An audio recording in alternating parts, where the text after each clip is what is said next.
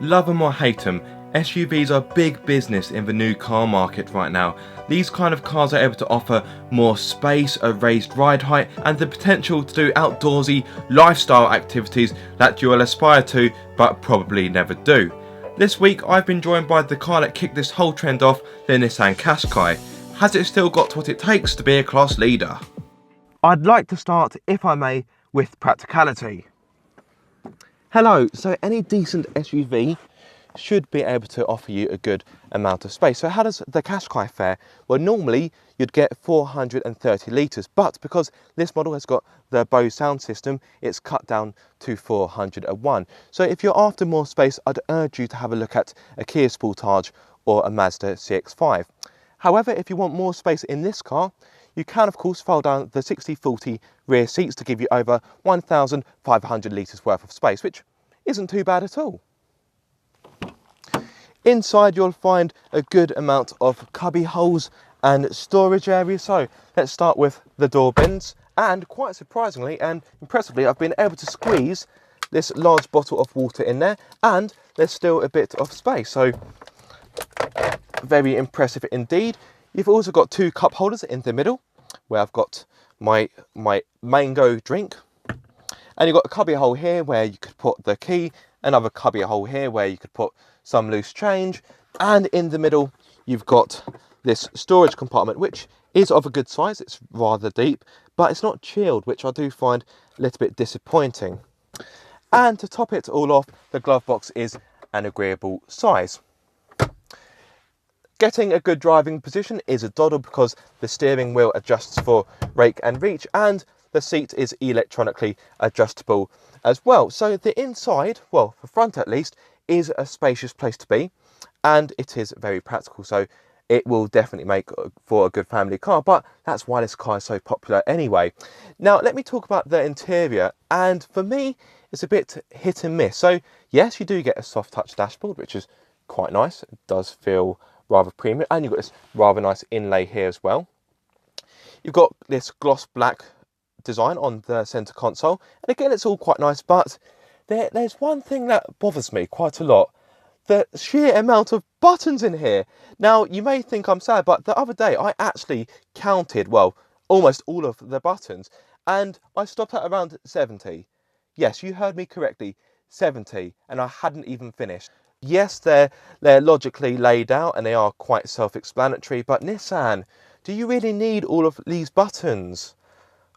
Yeah, it does feel a little bit overwhelming in here, and some of the materials are a bit cheap and plastic, and these cup holders really don't feel premium at all, and these buttons for the heated seats, again, they don't really feel premium. And this button for the parking brake, it just sounds nasty. It's almost as if Nissan has got it from Poundland. Maybe that's what the P stands for. Who knows? Now you may think that I'm being a bit cruel here, but the car I'm sat in is over £34,000, so I do think I've got some justification to have a small moan about the interior quality. It's by no means bargain basement, but yeah, I would want it to be a little bit more plush for your money. But what about the back? Now this car does have a panoramic roof, and from experience they do normally eat into headroom, so let's see how this car does. So as always, the driving seat has been altered for me. I'm 6'2", so I am of course a tall guy, and legroom is pretty agreeable. I won't lie, I haven't got acres, but it's definitely agreeable, and yeah, I'm quite comfortable back here. But quite crucially, what about headroom?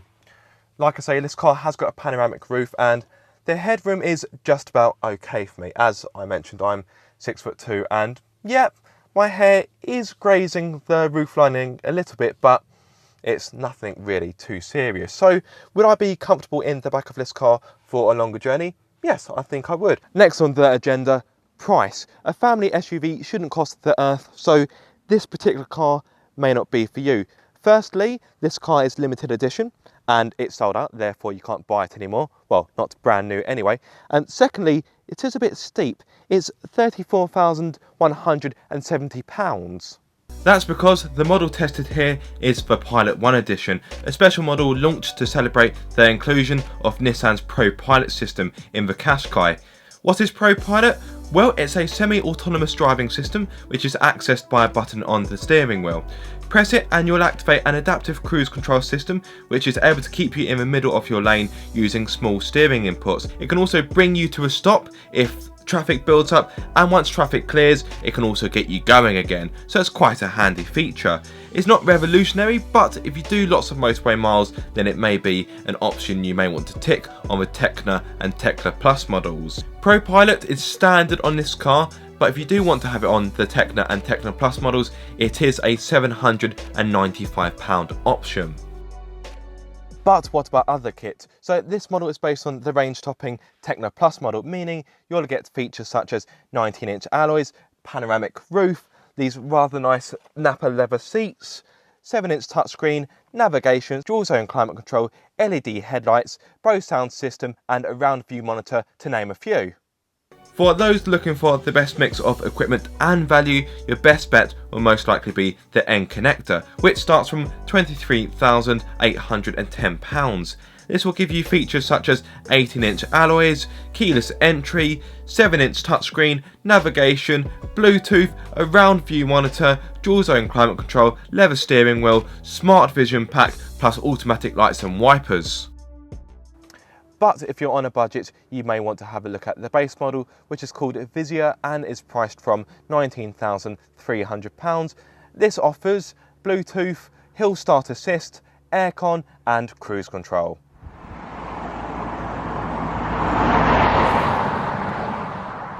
So in the Qashqai, you have a choice of 4 engines, 2 petrol and 2 diesel. Representing the petrol contingent, you have a 1.2 litre unit which offers 114 brake horsepower, or you have a 1.6 litre unit which offers 161 brake horsepower. In the diesel corner, we have a 1.5 litre diesel which offers 108 brake horsepower, or you have a 1.6 litre unit which offers 128 brake horsepower. So the engine I've got is the 1.6 litre diesel which offers 128 brake horsepower. Along with that brake horsepower, you have 320 Newton meters of torque. And in regards to performance, I know it's not overly important for a family SUV, but it's still worth knowing. So in regards to performance, this car will hit 62 miles per hour in 11.1 seconds and continue to a top speed of 114 miles per hour. This power is fed to the front wheels via a CVT automatic gearbox, and I have to say it's pretty smooth. It's not a bad gearbox at all. I reckon I'd still rather have the manual, but this automatic gearbox is definitely a worthy alternative. It works away with very little fuss and it blends into the background rather nicely. You can take control of it yourself. Now there are no flappy paddles, but what you can do is slot the gear lever to the right and then change gear by, well, either pushing it away from you or pulling it. So kind of like a sequential gearbox, like a rally car, kind of. But you can have a 6-speed manual if you'd prefer. Now let's talk about the engine itself. It's not really the most refined. It does sound rather gruff, particularly at idle and when you're accelerating, but once you're at a cruising speed, it works away at a hushed volume. Now I have driven the 1.5 litre diesel and it should be enough for most people's needs, but when I drove it I did find I was looking for a little bit more poke. So yes, if you want a diesel that's a bit more punchy, then I would definitely go for this one, the 1.6. Now this car is 2-wheel drive, but if you want you can have it with power going to all 4 wheels, but you will need to have the more powerful diesel, the engine I've got, in order to do so. This car is pleasant to drive. Okay, I will admit the suspension has got a firm edge to it and the ride can be a little bit busy. Now this particular car does have 19-inch alloys, therefore the ride will be firmer and busier, but these leather seats are nice and comfy to sit in. Now there is a bit of road noise because, as I've mentioned, this car has got 19-inch alloys, so road noise is to be expected, Wind noise isn't too bad. And for the most part, once the engine has died down a little bit, it's nice and quiet in here. It's very civilised. What about handling? Well, it's an SUV, so it's never going to be the last word in dynamism, but it's decent enough. There's a good amount of grip, courtesy of the Michelin Pilot Sport 4 tyres that have been fitted. Yes, I'm surprised that such high performance tyres have been fitted as well. It does seem a bit overkill if you ask me, but it's good to know that Nissan hasn't scrimped in such an important area. Steering is another important aspect of any car, and the steering in the Qashqai isn't too bad. It's got a nice enough weight to it. It's reasonably direct for a car of this size.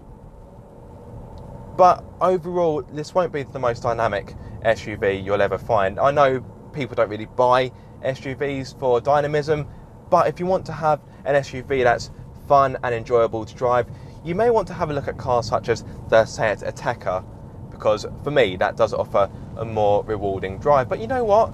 The Qashqai isn't too bad at all. It's competent enough. There's not too much body lean when you go through the corners. It may not be the most fun car to drive, but it's pretty frugal, as this engine will return up to 60.1 miles to the gallon on a combined run when you couple it with this automatic gearbox. And in my experience, I've been getting low 50s, which isn't too bad at all. If you want more economy low, take a look at the less powerful diesel, as that offers 74.3 miles to the gallon on a combined run. So if you want a family run around that is frugal, the Qashqai could well be for you. But what if you're desperate to have a petrol instead? Well, the 1.2 litre petrol unit has a combined fuel economy of 50.4 miles to the gallon, and if you go for the 1.6 litre petrol, you will get 48.7 miles to the gallon. In regards to CO2, I suppose it should come as no surprise that the 1.5 litre diesel emits the less CO2. So it emits 99 grams per kilometre, whereas this diesel engine emits 122 grams per kilometre, meaning for the first year of VED you'll pay £205. But what about the petrols? Well, the 1.2 litre petrol emits 129 grams per kilometre of CO2, whilst the 1.6 litre petrol emits 134 grams per kilometre. As well as being frugal, a good family car needs to be safe, and the Qashqai should have you well covered. 6 airbags come as standard, but higher spec models are able to offer the Smart Vision Pack. Within this pack, you'll get intelligent traffic sign recognition, high beam assist, autonomous emergency braking, front and rear parking sensors, intelligent rear view mirror and lane departure warning.